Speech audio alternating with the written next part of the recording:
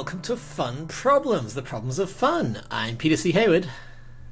I'm AJ the Hair Brandon. You look so distracted. We're like 1 second in, you're like, what's happening over there? Oh, a mouse. Oh, I just remembered I have to pay my taxes. Oh.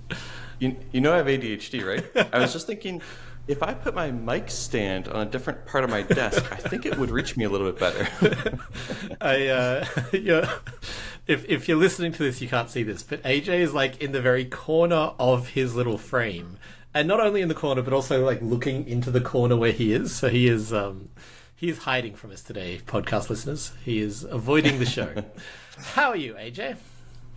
I'm very good. How are you, my friend? I'm back from Australia. I went all the way across the world and all the way back. And it was a wonderful time with a lot of jet lag. Yeah, you did a lot of traveling in a very short period of time. Yeah, I was planning on going to Essen Spiel later this year, and I haven't decided whether to or not, but there is a chance I won't, just because I'm like, I need to, like at the end of the month I'm leaving the country again, and I'm just like, I need to stop moving for a little bit. I need my average speed to be like less than 100 miles an hour for the next like few months. Because all that's on top of like you travel, but you still do a lot of the work that you normally do while you're traveling, right? This time I tried not to. This time I actually managed to only.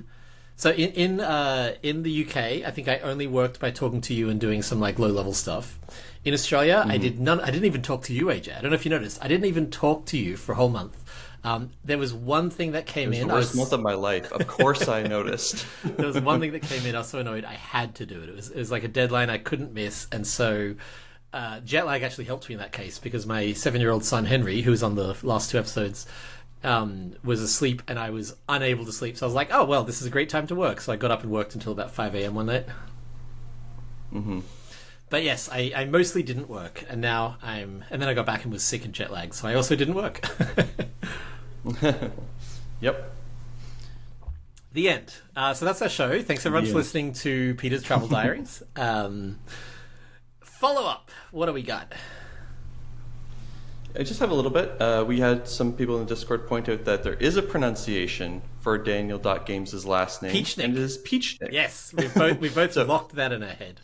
People said that it was rude. I can see that. I feel like he'd be okay with the fact that we've dedicated literally 6+ hours and have many more to come.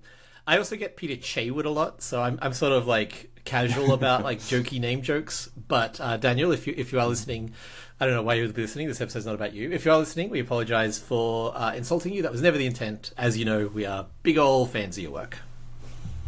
Absolutely. We also Peachnik stands for life. Peachnik is love. Peachnik is life. We also had some people comment that we got to stop apologizing for covering topics we've already covered. It's the funniest thing because as a podcast listener, completely agree, 100%. Like just say the thing. But also as a podcast listener, I know there'll be times when I'm like, how do you not know you talked about that? You talked about it for like an hour and a half, forgetting that even though I listened to the show kind of consecutively, we started this 5 years ago now, a little under. Yep.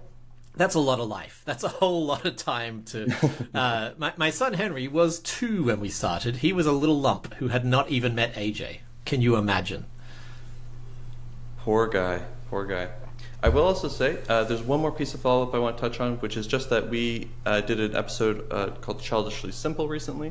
Well, recently for you and me, relatively, anyway. Or sorry, for the listeners. I was going to say, that was 2 countries ago. The opposite of that. But there was a video by Matthew Dunstan, who we've referenced on the podcast before. He has a YouTube channel for game design. I met him in Australia. I haven't told you yet. Oh, lovely. Yeah, I got to meet him. He's so lovely. He was really, really sweet. I got to meet Martin Wallace, Matthew Dunstan, and Phil Walker Harding. It was like a little Avengers of board game designers. It was incredible. They're awesome. All super nice. I really had a great time hanging out with some much more talented board game designers. Yeah. So Matthew's got a lot of good stuff on his channel. Check it out. If you like our podcast, you'll probably like his. He's got a lot of industry-focused stuff comparatively to the craft, but his videos on the craft are very good. And the one that I'm linking in the show notes in particular is very relevant to the Childishly Simple. It's very focused on elegance. And I thought he did an excellent job breaking down all the different ways you can, or many different ways at the least, you can look to make your games more elegant with some really well thought out examples. His blog is also what inspired our financial episode that people generally liked. So yeah, just Also, his games are amazing. I actually just finished my full reread of Daniel Peachnick's blog, daniel.games. And he mentions one of his specific inspirations for Radlands was Elysium. So I clicked through to Elysium, and that was by Matthew Dunstan. So he's a man of all the talents. Amazing. We also got a note that we got to stop apologizing for talking about Pesticide, our insect bug battling game. I think this is a holdover from our personal conversations because, as I'm sure you remember, AJ, there was a time where I couldn't get through a single sentence without mentioning Critter Kitchen, and you, I would say, got a little frustrated / bored with that. Is that fair to say? A very, very mild form of that. Yes, it came up a lot. Every single thing that you had to say in some way related to that. Right. I wasn't very frustrated or bored, but it came up a lot. And so I'm feeling the after effects of that when I'm like, oh gosh, what if everyone feels that way every time we talk about a game? It's just the nature of like being deeply, deeply immersed in a system. It's on your mind. If you're talking about a thing that's related to that system, you're gonna identify it back. While I was traveling and sick, I read through the first 3 books in the Stormlight Archives by Brandon Sanderson. This does relate, I promise, bear with me. And so now every thought I have is filtered through that. I'm like, oh, this reminds me of this moment where, and I'm like, this is so much more, I guess less niche technically, but so yes, it's a thing that my brain does, and I tend to apologize for it, but I'm going to apologize less. I'm sorry for apologizing so much. Well, ironically, I feel like the follow-up is going to be the most fun part of the episode because, AJ, what are we talking about today? Today we're talking about why the podcast is over, and I just want to be very clear with everyone up front. Every episode at the end of it, we say, please tell a friend, and you, yes, you didn't tell a friend, and that's why the podcast is ending. Nathan.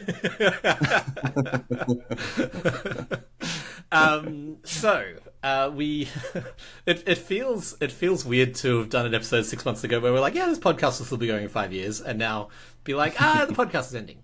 What does the podcast ending? How do we structure this? We didn't really discuss how to discuss the discussion. Well, I think we should just start off with why it is happening, and then we'll go into what the remainder of the podcast looks like and sort of what the future of it may or may not hold. So I'm gonna do why is it ending? Say it again. Peter, why is it ending? Yes. So I'm gonna do a very classic thing and just zoom out a little bit. I am also, while we're announcing that I'm going to start stepping away from board games. I've been doing this for a while. AJ's known about this for a while. I am ready for the next adventure. Right before the podcast, I was like, "What's the nicest way to phrase it?" I think that's a nice way to phrase it. I am, yeah. And I'm not claiming that I've finished board games or I've done everything a man can do with board games or anything like that. In the same way as AJ, when he's recording a podcast, needs to look in the corner and be distracted by things, I need to jump from thing to thing to thing. Have you heard the word peripatetic? Have we discussed that word before? Nope. Peripatetic is someone who cannot stop moving, and it normally refers to someone who literally moves around a lot. That's very much me. I realized I've been in LA for 5.5 years. The longest I've ever lived anywhere.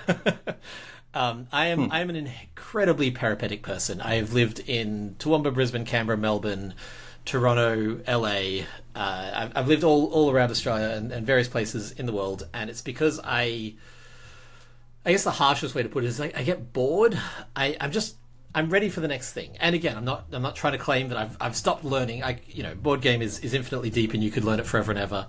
But I'm ready to shift my focus from board games to something like novel writing. This is partly why I'm reading the Stormlight Archives and doing a lot of reading lately, or screenplays. The reason I moved to LA, or my YouTube channel, or just something else. I'm finding myself less excited to wake up and design.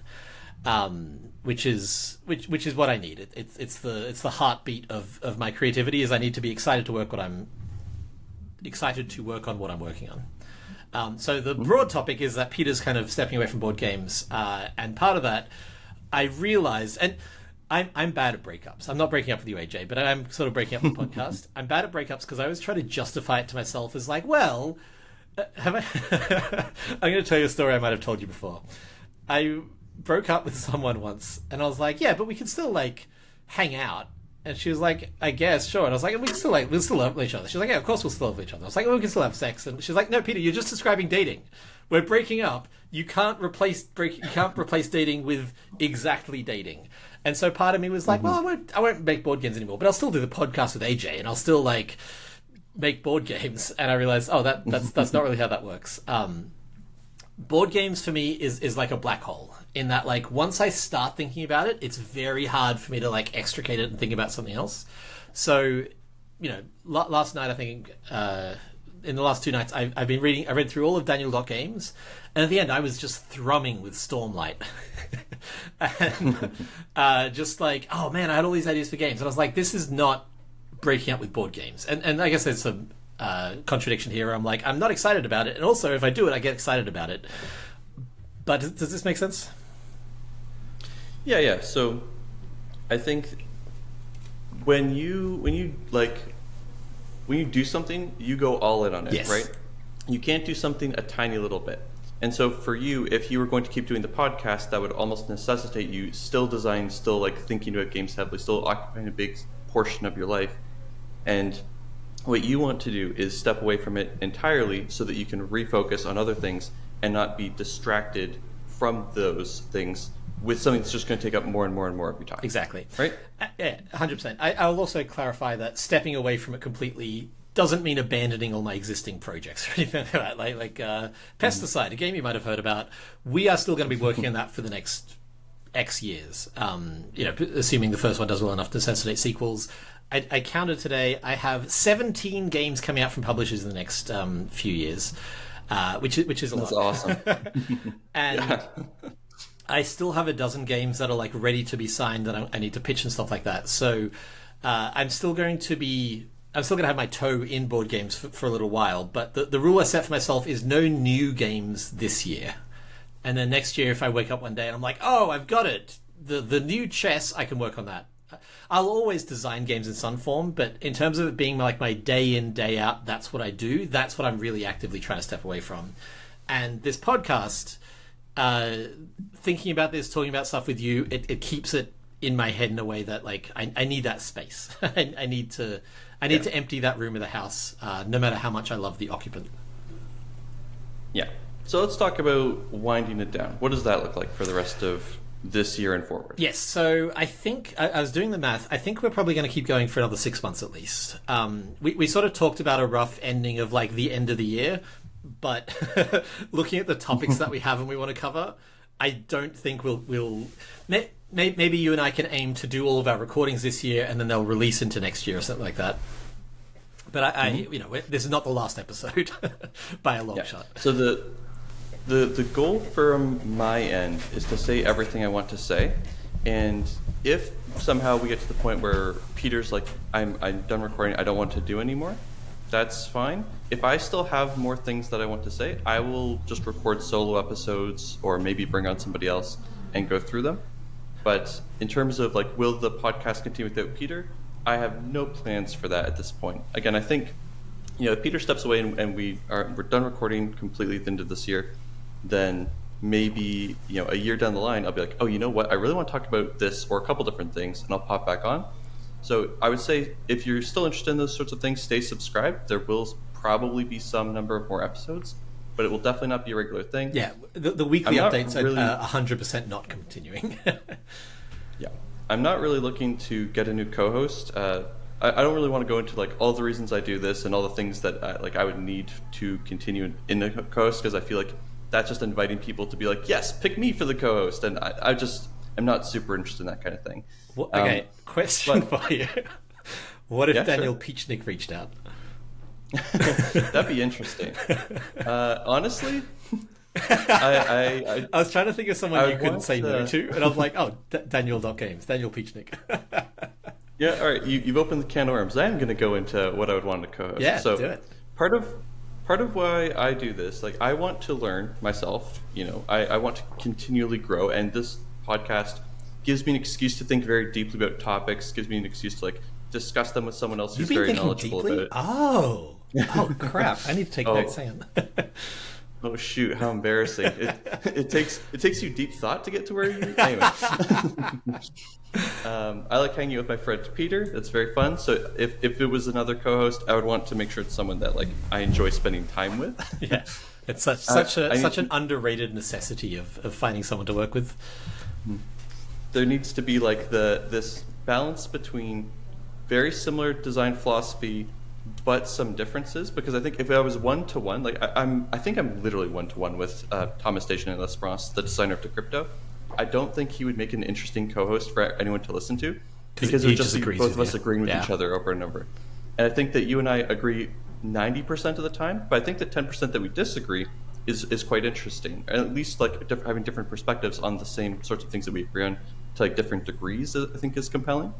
Because I strongly disagree with Daniel Pichnik on some things, but largely agree with him, I think that would make for an interesting potential co-host. Daniel, if you're listening. And of course, I would need someone who's also like, I want to learn from these ones too. I wouldn't want to like bring on a brand new designer, right. Then I'm not learning from it. Our original dynamic was very much, I have made lots of games. AJ has made has no published games, and so that was sort of the original format. I also just want to mention that AJ knew the day that we started this, it had an end date. This was never intended to be a perpetual podcast. Just knowing me as a person, I'm peripatetic. Like I can't stay still. So this I'm not breaking AJ's heart, I don't think. No. And I think we've even said on the podcast before that like there was an expiration date on this, that you were eventually going to leave the industry and that sort of thing. And obviously I wasn't looking forward to the day. Like crossing it off I in like the spending calendar. time with Peter on this podcast. Yeah.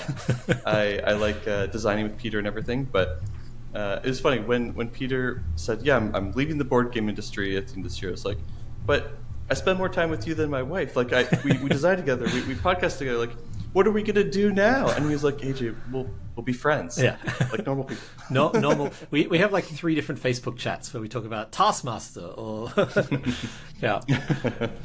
Yeah. So in terms of winding down the podcast, I just want to go into a little bit more detail. Like we said, we're going to run out the topics that we have one way or another. And then we might take some of the bigger ones and make them into grab bag episodes or something like that. One thing that we discussed that you hadn't mentioned is that like I think I will still come back for occasional episodes. Like the podcast feed is going to survive for sure. Like I'll keep on paying to host that. That's absolutely okay. But also the financial episode. I would love to come back every year and be like, hey, what does finances in board games look like 3 years after you leave the industry? Like that's a super interesting topic. Yeah, super interesting. Or you know, if I have a big game release, another design. I love the design of diary episode. Something like that is absolutely an option. So I'm sure we'll do a design diary for pesticide when that comes out. I'm sure that yeah. After next year, we're going to be going to some conventions together, and so we were also going to do a convention episode, like how to do conventions properly, how to pitch your games, that kind of thing. So yeah, there'll be some stuff. I also I want to mention. It's not official yet, but I'm starting a different podcast, which feels like breaking up with someone and then introducing your girlfriend straight away. It's tentatively called The Blueprints Show. I don't think it'll be out by the time this one comes out, but I'll mention it in upcoming episodes. It's kind of similar to this, but instead of just being about board games, it's about like you know how I have models for stuff? It's like that for life. So like all my weird little models, but like for more than just board games in a kind of expanded way. I'm hosting it with my friend Luli, who is very fascinated by my brain. So we're taking the stuff that we do here and broadening it, which also means kind of narrowing it in many ways. Right. Is there anything else you want to say about us winding down the podcast? Yes, you had an excellent suggestion, which was asking the audience, what do you wish that we'd covered that we haven't yet? Because this is sort of your last chance for that. So if there is anything that you're like, man, they never touched on what, playtesting underwater, and I really thought they would, let us know. Leave a comment down below, send us an email, funproblemspodcast@gmail.com. I should know this. You don't know this either. funproblemspod@gmail.com. Join our Discord. I fully expect the Discord community to continue going. It's a really lovely group of people. it is far more active than I'm able to be. So I try to keep up, but I don't always manage to. So a lot of stuff's going to keep going. But yes, let us know by any means what you want us to talk about. If you're listening to this in 2027, you're probably too late, but anytime before the end of the year, let us know, and we'll try to make sure we cover it, even if it's just in a listener email episode. Yeah. And I was wrong. funpromisepodcast@gmail.com. Funpromisepod is the, I think, Twitter and Facebook. The very defunct Twitter. Yeah. And feel free to send us, AMA sort of stuff. For our last episode, it's probably going to be very grab bag oriented, and we'll probably do like a long, fun section, just like a lot of chilling. Yeah. And on that note, I think this has been kind of a downer episode so far. So let's have a lot of fun. This episode. How do you feel about that, Peter? Can we deal with that much fun? We'll see. So a lot of people like lists. So we are going to do some top X lists, but instead of top 10s like normal people, Peter wants to do top 6 lists. It's the Peter, right do you want number. to go into why? It's how many you do. So this story goes back 17 years now. In 2009, I was living in Canberra, and I decided to write up my top films of the year. And by the end of it, I was like, oh, you know what? There are exactly 6 films that I would want to put on this list. And so since then, I've always done top 6 lists. And I don't know what it is about top 6, but it just really works for my brain. If I try to do fewer or more, it feels wrong. So I've just locked into top 6 as the way to do lists. When you pitched a top 10, I was like, on a podcast, that's 20 things between us. That's way too many. I firmly believe that top 6 is the right number. Cool. So a lot of these are TV and movie oriented, because I know that we both really like movies and TV, but you can also feel free to ask your own top 6 list, Peter. I've not prepared him for this in any way. And the audience. If the audience really wants to know what our top 6 games that you can play test underwater are, please let us know. Yeah, absolutely. All right, so what are your top 6 seasons of TV shows? Oh, that's such a good question. The Office Season 2, immediately, obviously. The US ones. The Office, I liked everything from Season 2 to about Season 5. I loved everything from 2 to 5. I liked the rest. But Season 2, I firmly believe, is one of the most perfect seasons of television. Obviously, Ted Lasso. I did a literal video called Ted Lasso Season 1 is Perfect. I'm tempted to put a Taskmaster season on, but I don't think I will, because when I'm doing these lists, I don't want to have Season 2 and Season 8 of The Office. That feels like a waste of the precious 6 slots. So it would be Season 19 though, the one that just happened with Jason Mazzuccas, and it was, what a season. I know, right? 19 seasons in, that might be the best season. What show has ever had their 19th season be the best? I just watched through, while I was sick on the couch, The Studio. Have you seen or heard of that? I have heard of it. I haven't seen it yet. I loved it. It's about Hollywood and movie making. It's full of allusions to films and TV about Hollywood and filmmaking. It can the Emmy guest the best guest star on a sitcom Emmys list. Of the 6 slots, 5 of them were from The Studio, because wow. It has the best guest stars I think I've ever seen in any show. There is one episode in there that's such a dud that it makes me reluctant, but I would put that on my top 6 for sure. So what do we got? The Office, Ted Lasso. Oh man, okay. I'll have a think on the rest. What do you got? Community Season 2. I think I just laughed hysterically start to finish for that show, and in fact I laughed so hard when I watched it the first time and the second time that by the third time I rewatched it, there were still new funny jokes that I had missed because I had laughed through them. So funny. Which season has the dice episode? Because that's my favorite episode of Community. That's Season 2. Oh no, I think that's season 3. Yeah. Season 2 obviously has the paintball episode, which is the second best episode of Community, I would argue. So I love the D&D one. The Remedial Chaos Theory is the dice one, and I agree that is the best one. The D&D one I think is my second favorite Not on one. streaming anymore. Did you know that? I did know that, actually. Isn't that nuts? Yeah. Okay. Community. Yeah. Sorry, so then, I've got big thoughts on TV. No, please. Tangent away. Peter, we're here to have fun. But we not too have much lots fun. of fun. No, today. we must limit our fun to 6 pieces of fun at most. I really value surprise. I find that I have my brain is always like trying to predict things. I wish it wasn't. I think I would enjoy things a lot more if it wasn't. And it doesn't mean I'm always right. I'm very often right, but I'm not always. But it means that even when I'm wrong, like I'm just not very surprised very often. I'm like, yeah, it'll go this way or this way. Oh, it went one of those two ways. All right, fair enough, whatever. And so whenever I watch a show that constantly surprises me, that's something that just really sticks with me. And Shameless season 1 had me going start to finish. What a roller coaster. I felt like every single episode there was something that just shocked me, and shocked me in a way that didn't feel like a melodramatic, like, oh no, my twin brother was really my father type of a thing. But in a way that felt like natural to the characters. It was so like funny and weird and sad and so captivating just every single moment.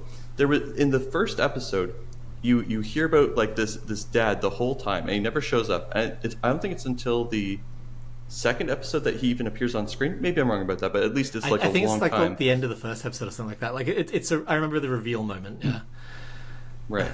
And so when you see him, you basically heard kind of like this deadbeat dad kind of a thing, right? But then when he shows up, he's so fun, and this like new boyfriend in the picture, who's kind of our POV character in terms of at least like entering this space. He doesn't know any of the family members or anything. He's like, oh, this guy seems chill. He's fun, and he's like so welcoming and so warm. And then you see him when his buzz is gone, and all of a sudden he's scary, and you don't know what he's capable of. And like, you know, every single step of the way, like like an episode later, you're no longer scared of him. You just like pity him. He's just like sad and depressing. He's not scary. But the show just like so carefully reveals all these little tiny details about characters and things as you go. I just loved it so much. Do you think of any more? Yes, the final season of Marvelous Mrs. Maisel. Have you seen that show? I haven't, no, but I like it. Show endings. I think it slows down a few times, which I think might be a deal breaker for you. But that final season, show endings are so hard. I've actually got a whole YouTube series planned based on how hard it is to end a show, because they're not designed to end. They're designed to keep going forever, like to build an engine that just keeps on going.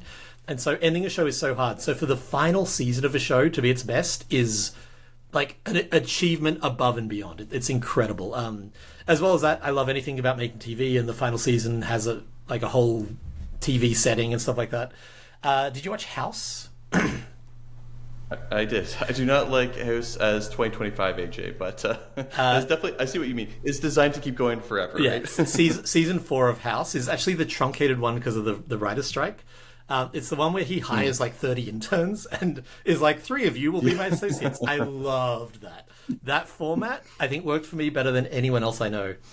And then, I had one more. Crap. That was a good season. That was definitely the best season. I love that season. I was trying to work out if there's a Barry season, but I think Barry's just so strong from start to finish. You were talking about being surprised. I care less about being surprised because I have such a deep love of structure and setup. So for me, it's such a good sign of a show if like I can pick up on like 2 hints and be like, that's where it's going, and then it goes there. Oh, season 2 of Suits. Season 2 of Suits is an all-time great. It deteriorated so quickly after that. But season 2 is the one where like episode 3, I was like, I think I know the twist. And then at the end, I was like, I called it like way earlier than you should have been able to, because I was like, I see what you're doing, show. It's just incredible writing. Not to continually talk about Stormlight Archives, but the Stormlight Archives is the first thing I've read that has like shocked me with its twists 5 times while they are also impeccably set up. So that's the key. Has to be set up. Yeah. If you feel like a 25-hour audiobook times 5, I strongly recommend it. What else you got?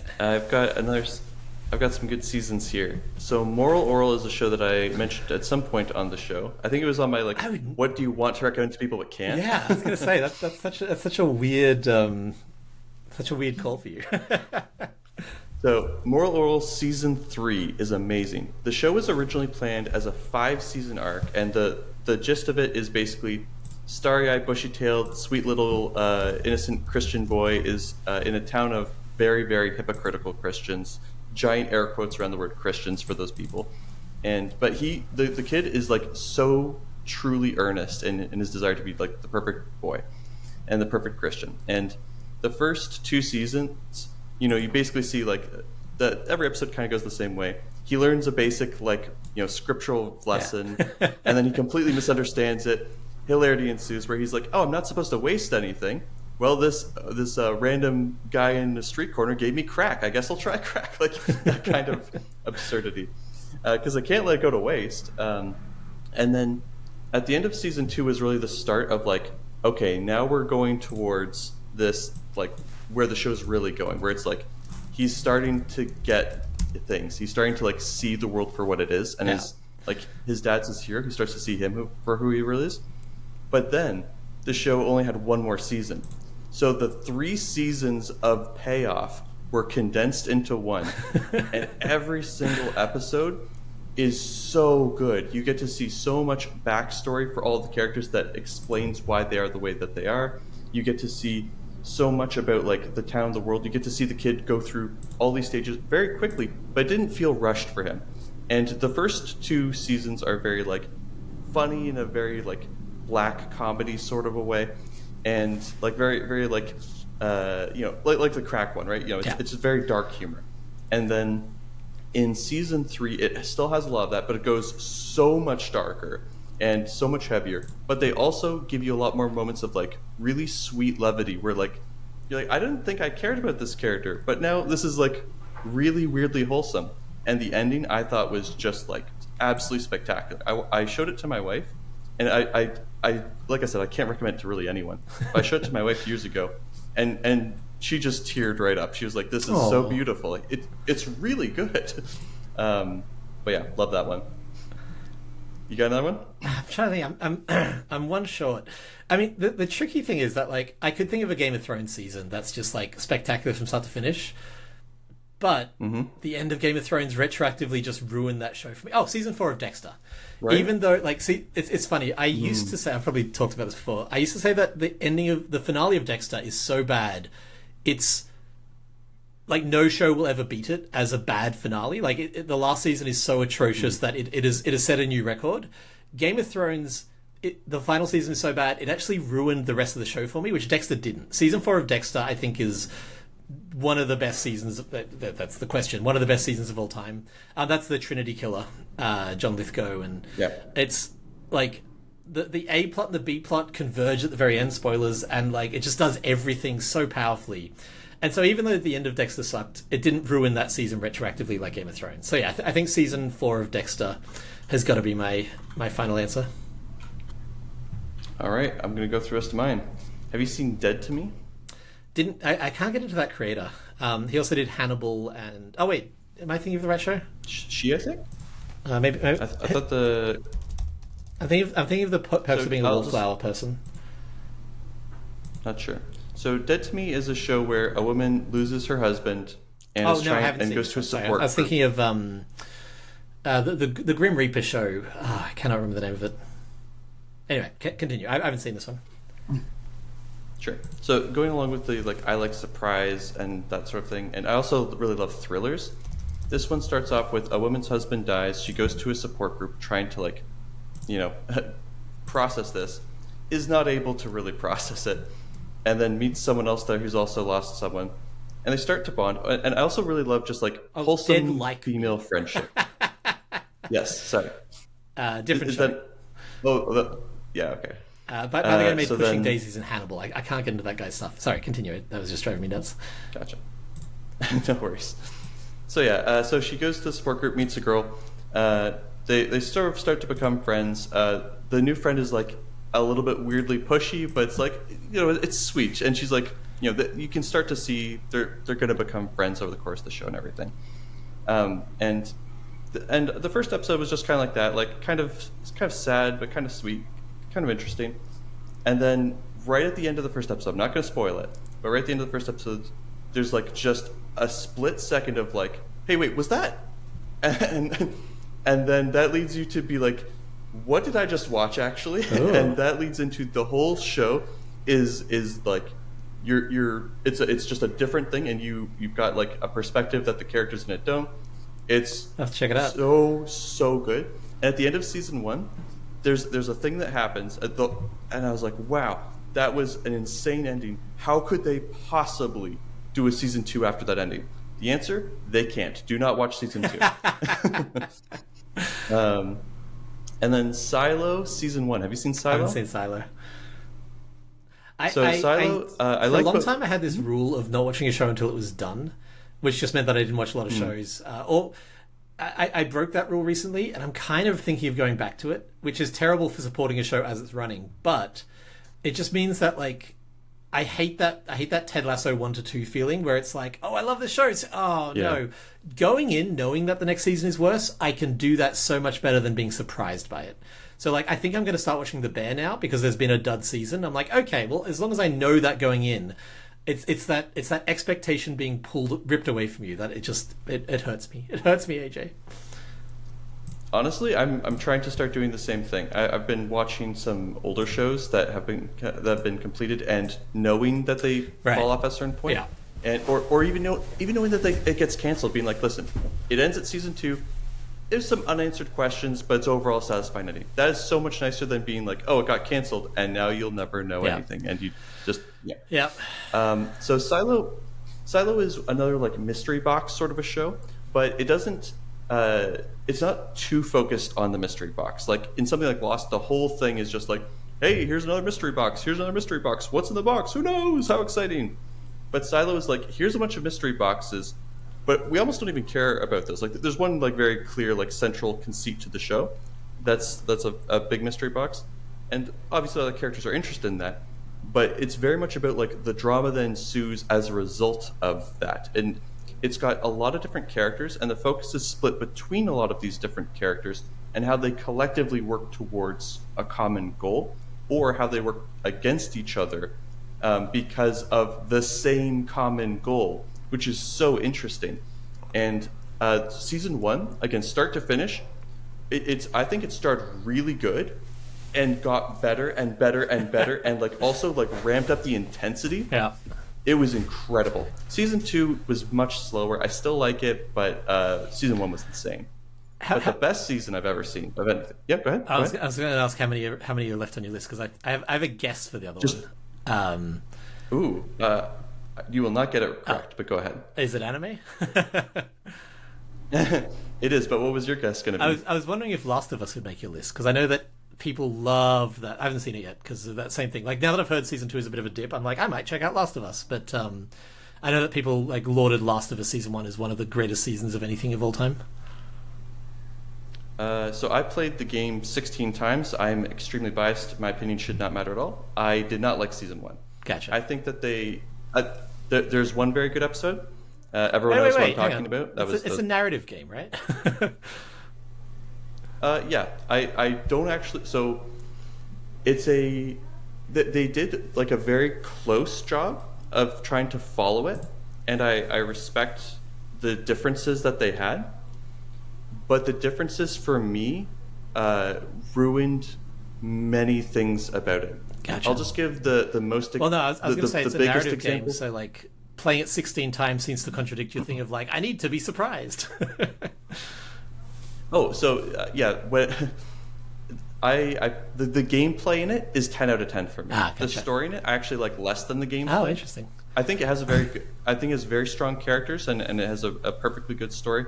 The story isn't what attracted me to it at all, and there's no surprises in it at all. I called everything that would happen in the game in the first like hour of the game. Yeah. I kid you not.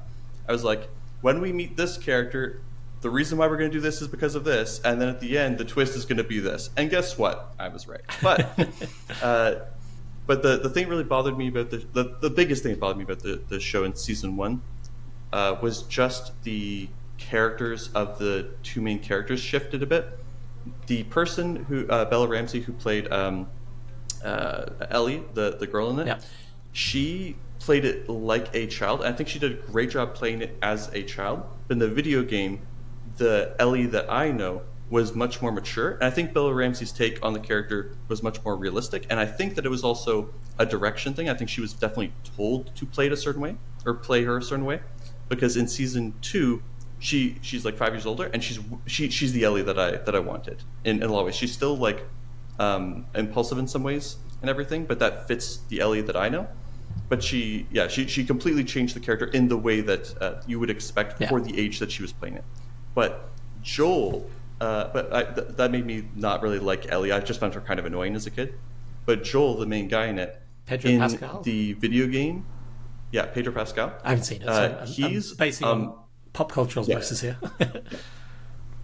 And I'm not doing any spoilers here, but Joel in the game is a jerk. He's very, very cold-hearted. He's very cruel, and he has done horrible things, and he has zero remorse for them. He is very selfish. He is like I could say negative traits about him all day long. Makes for a very good character, and it really informs some very important plot points that I'm not going to go into.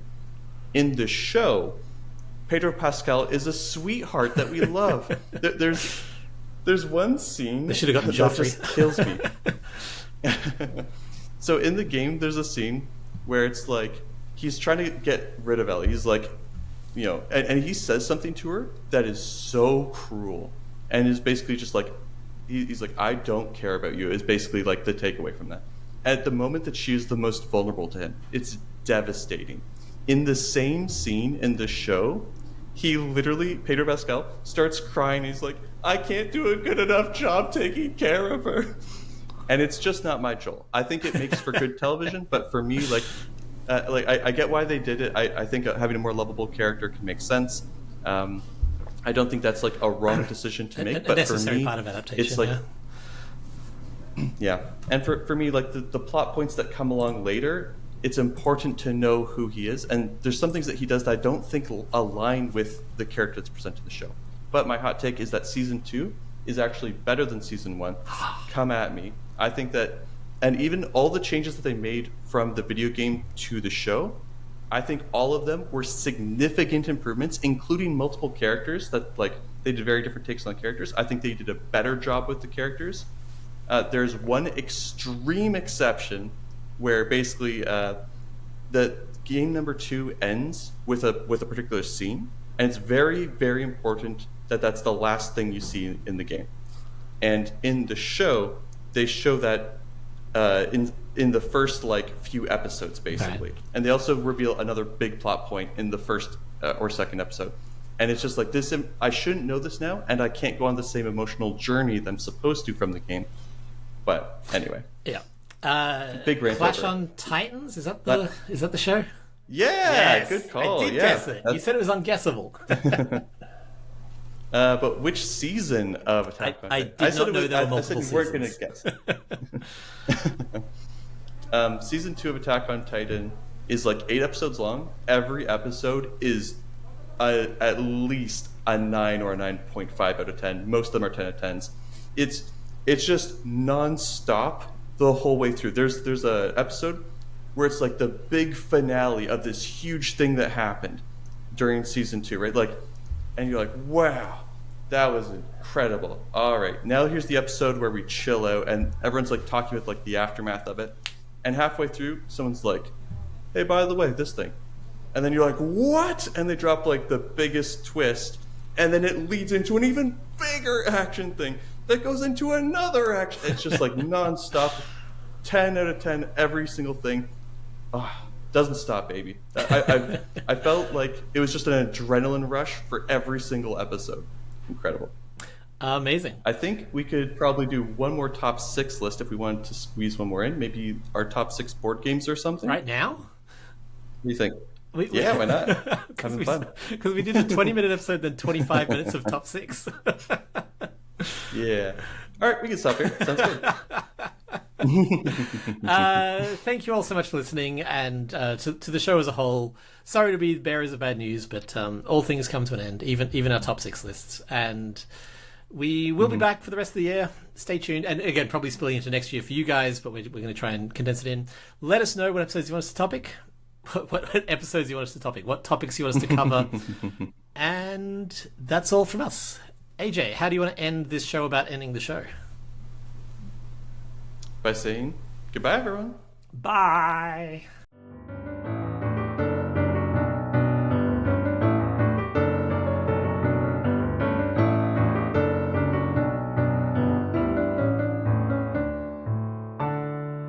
thanks for joining us. You can find us and our incredible Discord community in the show notes, or reach out to us privately at funproblemspodcast@gmail.com. We'd love to hear from you. If you enjoyed the podcast, please tell a friend.